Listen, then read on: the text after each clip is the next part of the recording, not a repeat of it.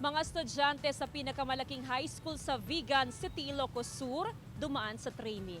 Sundan sa report.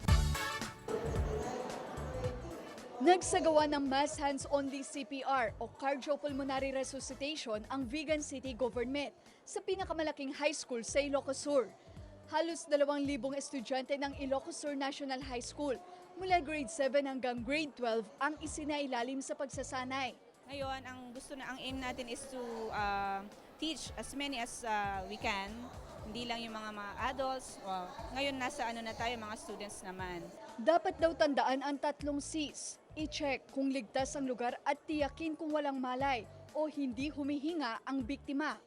Call for help o tumawag ng tulong. At saka isagawa ang compress o hands-only CPR. Itinuro ang tamang paglapat ng kamay sa dibdib at pagbibilang.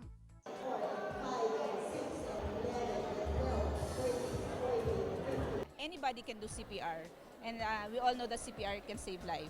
To have each and every Filipino na marunong mag-CPR.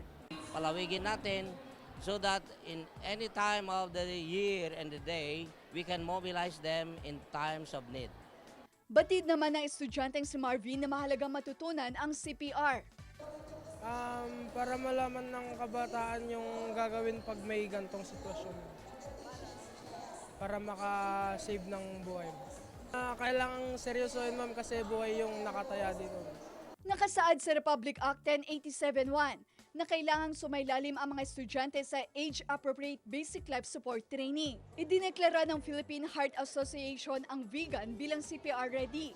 Ngayon, plano ng city government na ituro ang CPR sa elementarya. Kasama si Norman Racca, ako sa Ivy Hernando, naghahatid ng Balitang Amianan.